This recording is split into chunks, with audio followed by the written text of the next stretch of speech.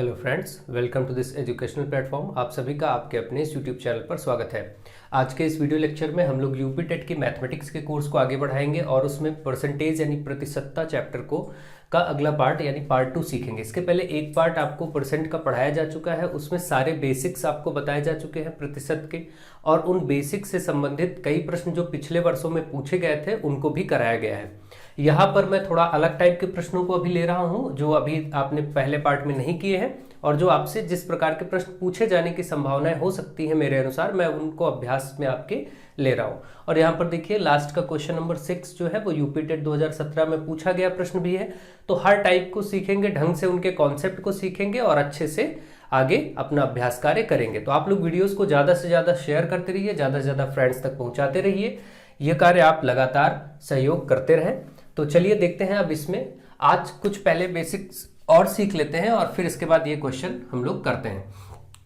आज के बेसिक्स में मैं सिंपल बात ये करना चाहता हूँ कि जैसे कभी कभी ऐसी आपसे एक जनरल टाइप के क्वेश्चंस आपके सामने देखने को मिल जाएं, जैसे कि ऐसा हो कि कोई किसी की मान लीजिए दैनिक मजदूरी है, मान लेते हैं कुछ समय के लिए किसी की डेली की जो मजदूरी है, कोई मजदूर है उसकी डेली मजदूरी मान लेते हैं में कुछ बढ़ाया गया, जैसे मान लेते हैं 20% बढ़ा दिया गया।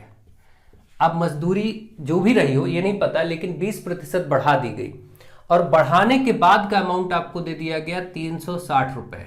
360 रुपए बढ़ने के बाद हो गया।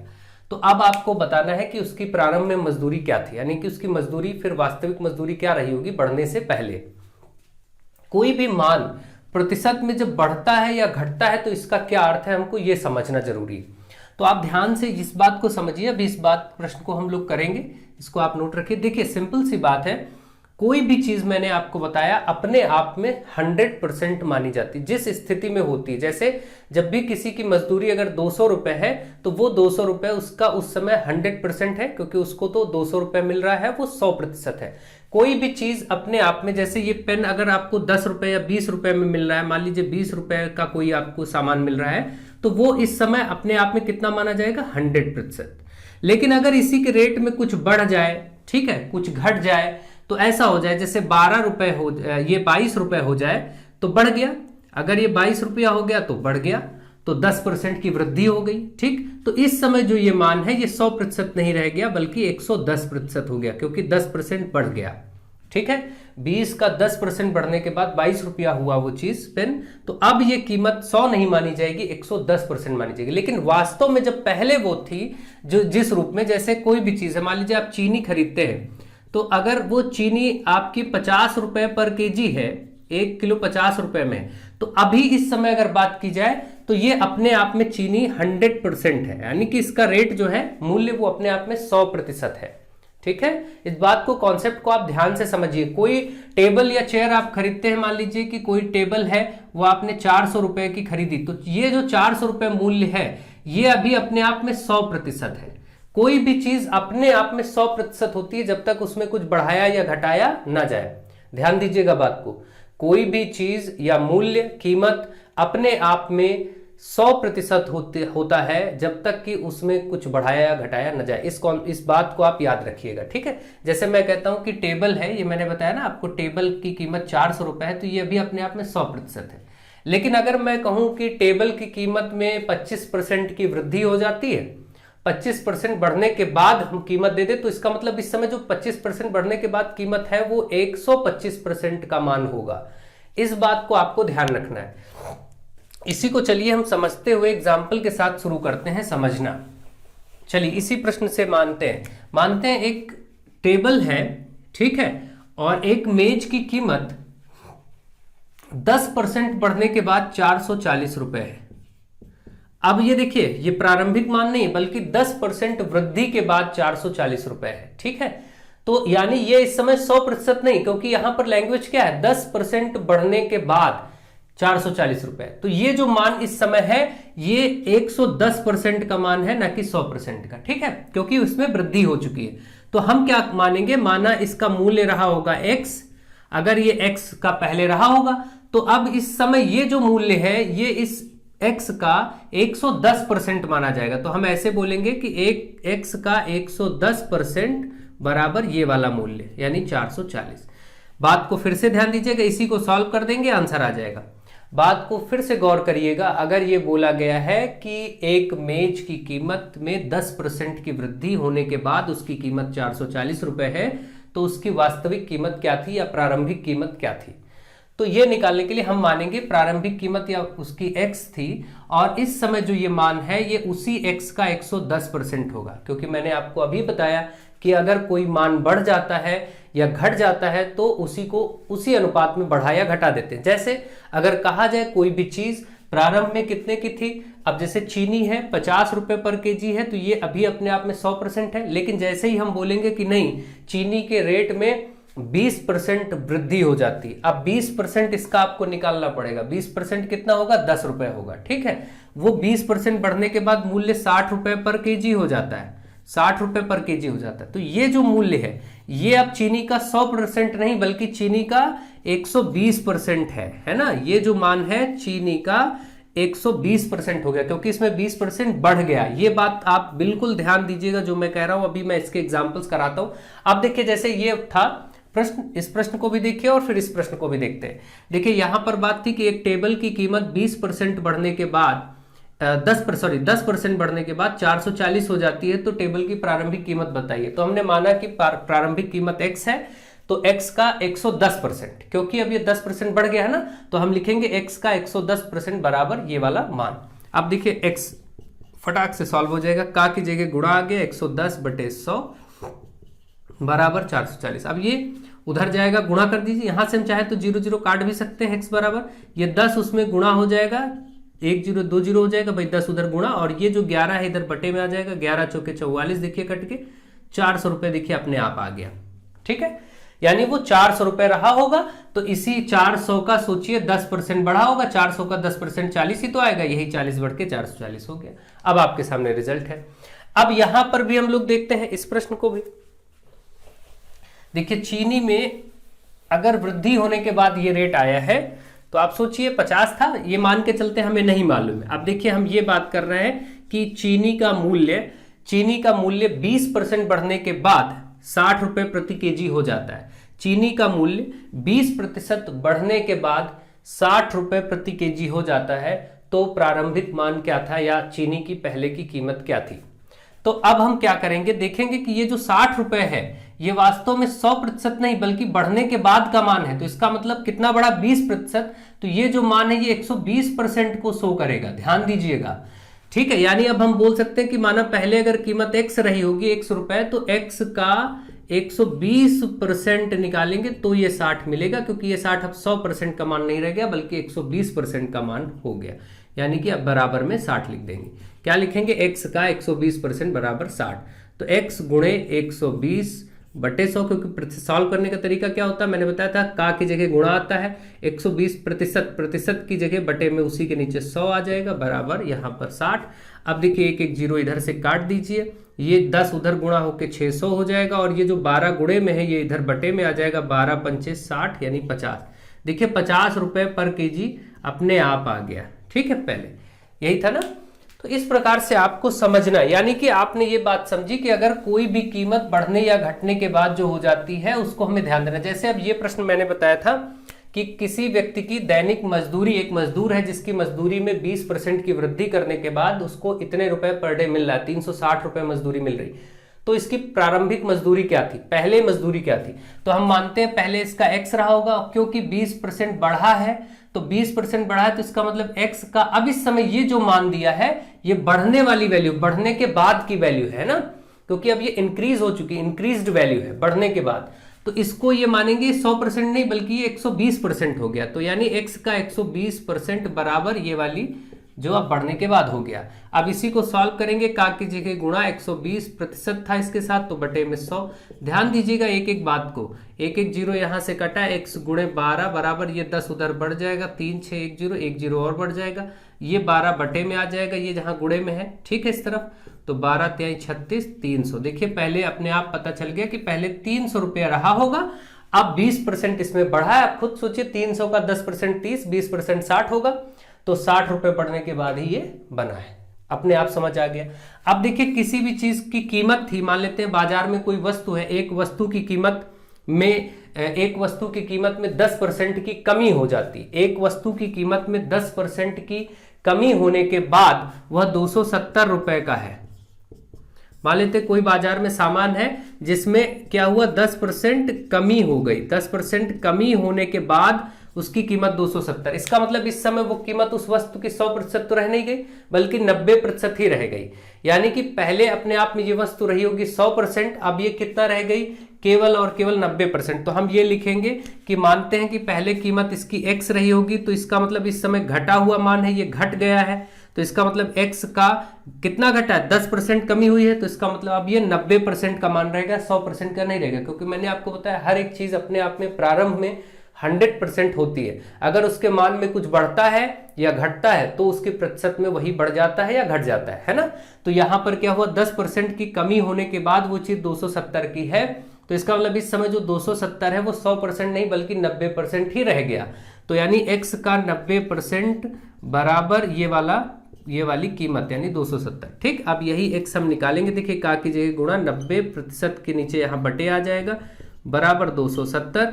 ये एक एक जीरो काट दीजिए। देखिए x बराबर ये वहां पर 27010 बढ़ जाएगा और ये 9 बटे में आ जाएगा, 9 त्रिक 27, 300 रुपए। देखिए 300 रुपए था, 300 रुपए का 10% निकालिए 30, उसको घटा दीजिए 270 ही आ जाएगा, है ना। तो आप समझ पा रहे हैं कि इस तरीके से चीजों को हमें समझना है। कोई भी चीज बढ़ने घटने के बाद वैल्यू आए तो आपको कैसे उसको लिखना है। इस तरीके के प्रश्न अगर आते हैं तो मुझे आशा है अब आप कर लेंगे।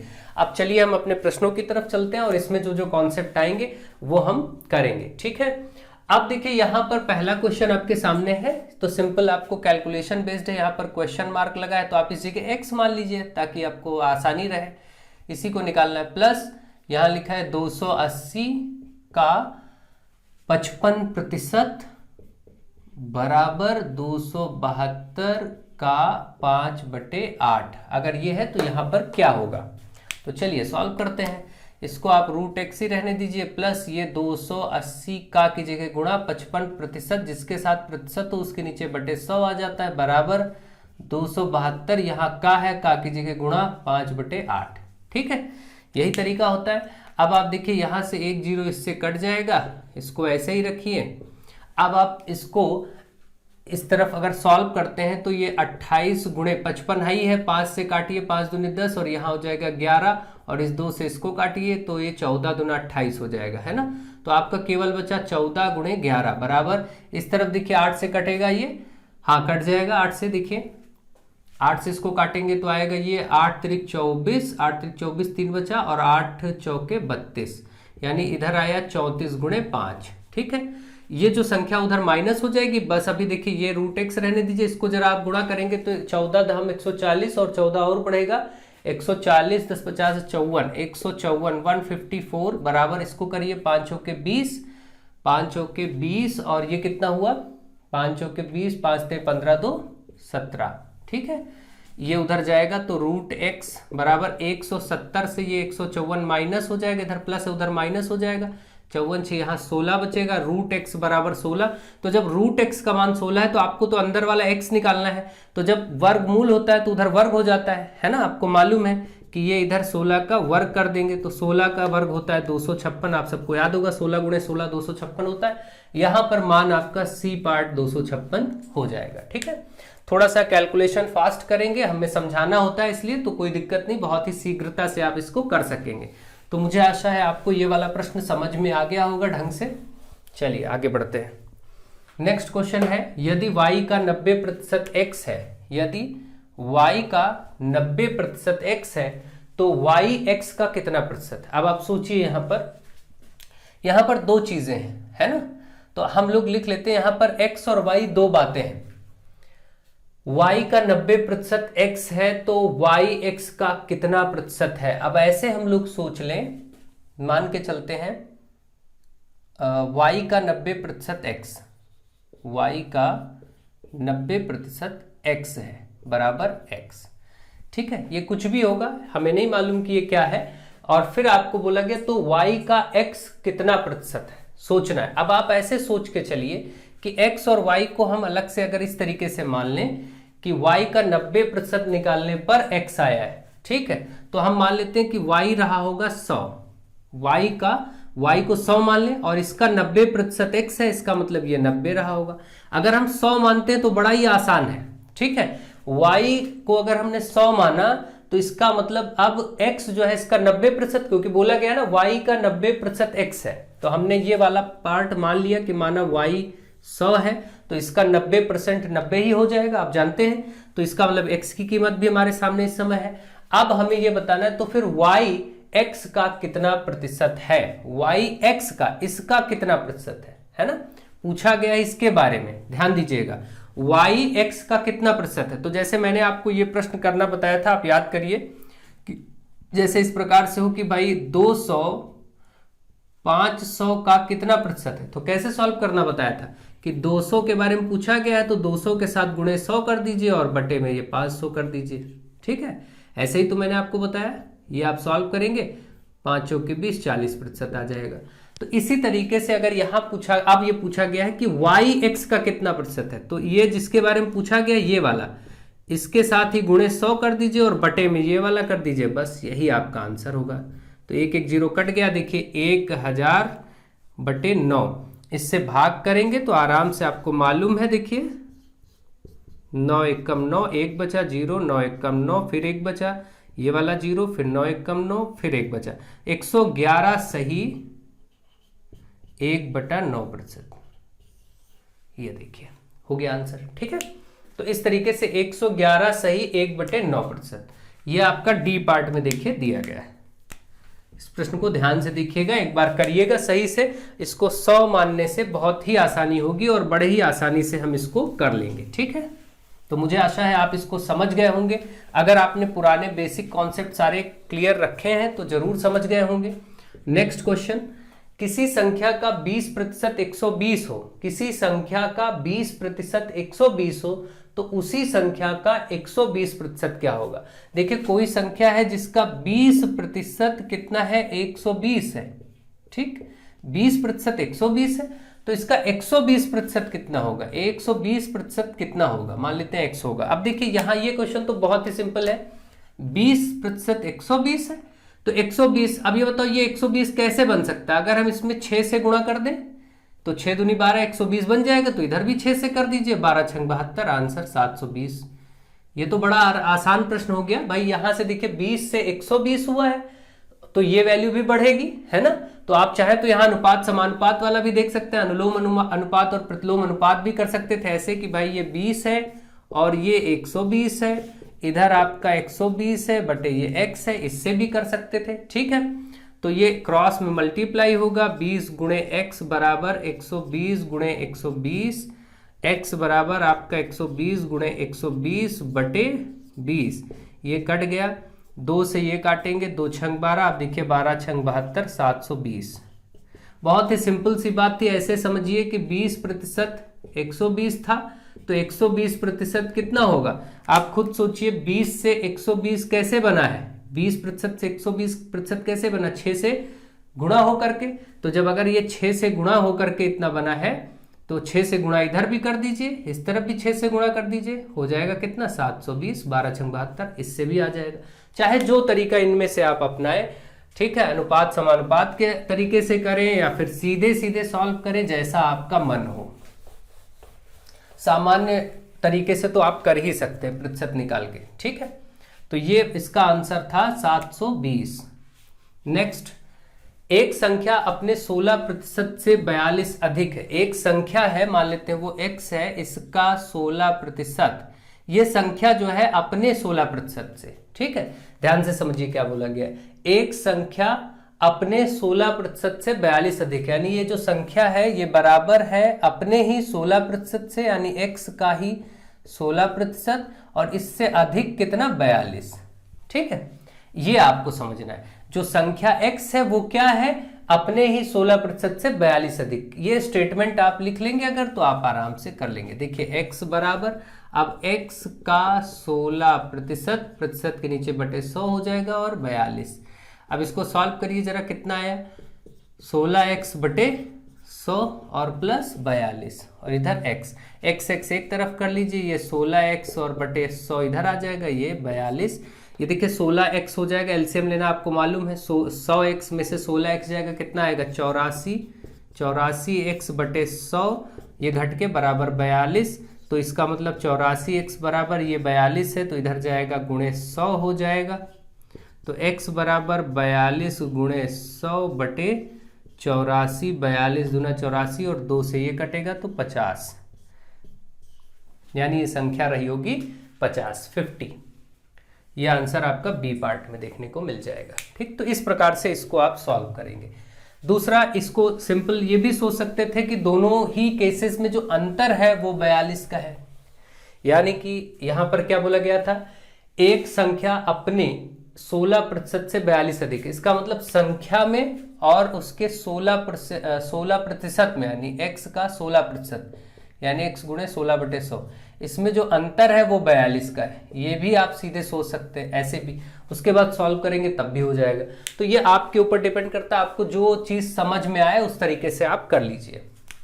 नेक्स्ट क्वेश्चन नंबर 5, किसी संख्या के 30% का 15% 18 है, यानी संख्या मान लेते हैं x, इसका क्या बोला गया 30%, फिर बोला गया इसका भी 15%। ध्यान दीजिए, संख्या माना x, तो x का 30%, x का 30%, फिर का 15%, फिर का 15%, 18 है, यानी सब मिला के बराबर 18। तो संख्या बताइए। अब हम इसको सॉल्व करेंगे, संख्या आ जाएगा। तो कैसे सॉल्व होगा, x का 30% मतलब बटे 100, जहां जहां प्रतिशत है और जहां का है वहां गुणा लगा दीजिए, फिर यहाँ प्रतिशत है, प्रतिशत में बटे 100 आता है और बराबर 18।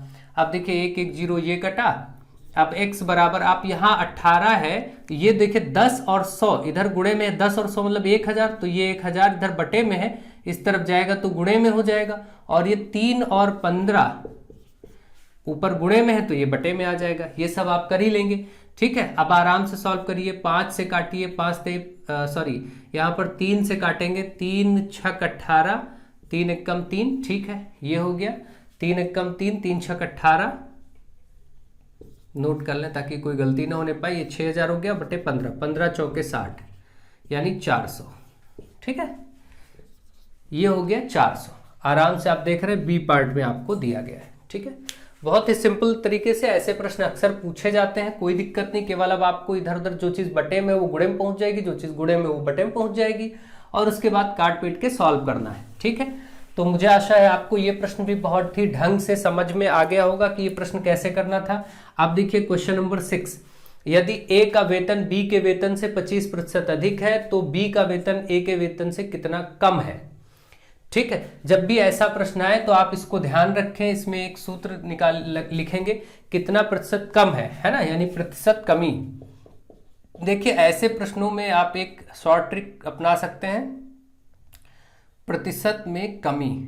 अगर प्रतिशत में कमी निकालनी है, लेकिन केवल ऐसे प्रश्नों में बात हो रही जहां पर इस तरीके की लैंग्वेज हो कि ए का वेतन बी के वेतन से इतना प्रतिशत अधिक है, तो बी का वेतन ए के वेतन से कितना प्रतिशत कम होगा। अब यहाँ वेतन ना हो के कोई और स्टेटमेंट हो, कोई और लाइन हो, लेकिन टाइप यही होना चाहिए। तो आप ये अपनाएंगे कि प्रतिशत में कमी क्या होगा, आप लिखेंगे 100 इंटू एक्स बटे 100 प्लस एक्स। देखिए जहां कमी पूछा है वहां प्लस कर देंगे। अगर यही क्वेश्चन कहीं पर हो कि प्रतिशत में कितनी वृद्धि होगी, तो फिर यही प्रश्न रहेगा 100 इंटू एक्स और अपॉन में यहां हो जाएगा 100 माइनस एक्स। ये दो सूत्र आपको याद रखने हैं ऐसे केसेस के लिए। ठीक है, अब देखिए यहां पर कौन सा लगेगा, प्रतिशत में कमी बतानी थी, और यहां पर जो ये 25% अधिक था यही x होता है। तो अब हम देखिए यहां पर मान रख देंगे सीधे इसमें 100 इंटू एक्स यानी 25%, नीचे फिर लिखेंगे 100 प्लस 25। अब आप सोचिए वो 100 गुणे 25 और नीचे हो जाएगा 125। अब 25 एकम 25, 5 125 और 5 से 20 कटेगा, 20 5 100 यानी 20%। अब आप देखिए 20% की कमी होगी। तो आपको ध्यान रहेगा ऐसा प्रश्न जब भी आएगा ये सी पार्ट इसका सही होगा। अब यहीं पर अगर प्रश्न ऐसा होता, मैं यहां पर थोड़ा सा चेंज करके उसको भी करवा देता हूं। मान लीजिए यही प्रश्न ये होता कि यदि ए का वेतन बी के वेतन से 25% कम है। ठीक है, ए का वेतन बी के वेतन से 25% कम है। अब मैं दूसरा बदल लेता हूं, ऐसे लिखिए, ए का वेतन बी के वेतन से, चलिए संख्या बदल देते हैं, 20% कम है, तो 20% कम है, तो ए का वेतन बी के वेतन से 20% कम है, तो फिर बी का वेतन ए के वेतन से कितना अधिक होगा, है ना, तो ये बताना है। तो फिर बी का वेतन ए के वेतन से कितना प्रतिशत अधिक है, कितना प्रतिशत अधिक है। अगर अब ये प्रश्न आ गया देखिए, तो प्रतिशत में बढ़ोतरी बताना है, तो ये दूसरा वाला सूत्र लगेगा। यहां पर क्या होगा, ध्यान दीजिए, यहां पर कितना अधिक पूछा है ना, तो अब यहां पर 20% जो है एक्स की जगह रखेंगे, तो ऐसे लिखेंगे 100 इंटू 20/100 माइनस 20, यानी ये कितना हुआ 100 गुणे 20 बटे ये घटा के 80 आएगा, 20 से कम 20, 20 चौक 80, 4 से 100 कट के 25, यानी वो 25% अधिक हो गया। देखिए, तो इस तरीके से भी प्रश्न आपको मिलेंगे और आप कर लेंगे, ठीक है। और अगर अब आपको सामान्य दृष्टिकोण से इस प्रश्न को करना था, बिल्कुल बेसिक वाले मेथड से, तो कैसे करेंगे देखिए। जैसा कि आपको मालूम है, यहां बोला गया है 2 वेतन है, ए और बी, 2 लोगों के, 25% अधिक किसका है, ए का वेतन बी के वेतन से अधिक है ना, यानी इसका अधिक है। तो अब हम क्या करेंगे, ए का वेतन बी के वेतन से 25% अधिक है, तो हम मान लेते हैं कि भाई बी का वेतन रहा होगा 100 रुपए, ठीक है, 100 मानिए, तो ये कितना है 25% ज्यादा, तो ये 125 रहा होगा। यही तो बात होगी ना, सीधी सी बात है कि ए का वेतन 125%, बी का वेतन हमने मान लिया कि माना 100 रहा होगा, ठीक, इतना सोच लेते हैं। अब हम देखेंगे कि अब फिर से आप सोचिए, दोनों के वेतन हमारे सामने है, तो अगर यहां पर निकालना है कि बी का वेतन ए के वेतन से कितना प्रतिशत कम है, ठीक, तो कैसे निकालते हैं, आपको मालूम है, आपको बताना है बी का वेतन कितने प्रतिशत कम है। तो पहले देख लीजिए कितने कम है, 25 की कमी आप जानते हैं, ऐसे में आप कमी निकालते हैं, और फिर मैंने आपको बताया था परसेंटेज चेंज, प्रतिशत का बदलाव, तो यानी कि कमी बताना, चलिए कमी लिख देते हैं। तो आपको मालूम है जितने की कमी हो उसको ऊपर लिखिए, ठीक, और नीचे पहले क्या था, पहले ये रहा होगा तब तो ये कम हुआ होगा, तो इसको जो पहले वैल्यू है प्रारंभिक मान, याद करिए मैंने सूत्र क्या लिखा था, कमी और बटे में प्रारंभिक मान गुणे 100, इससे भी आप कर सकते हैं। देखिए बिल्कुल वही सूत्र आपका बना, इसी से ये ट्रिक बनाई गई, ट्रिक कहीं और नहीं है। देखिए बिल्कुल वैसा ही फॉर्मेट आ रहा, नहीं आ रहा, देखिए आप, तो इन्हीं से सब ट्रिक बन जाती है, और फिर आप ट्रिक अलग से याद करते हैं, ऐसा नहीं कि कोई बहुत टफ चीज है। तो 25 से कम 25 पंचे 125, और ये 20 पंचे 100, देखिए 20% आ गया। तो अब आपका ये आ गया कि 20% कम है।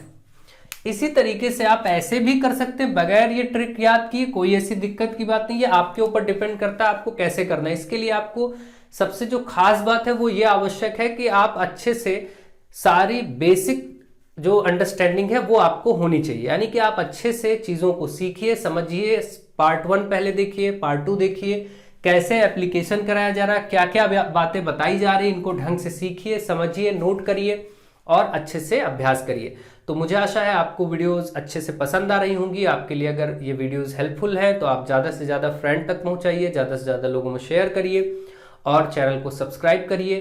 Thank you to all of you.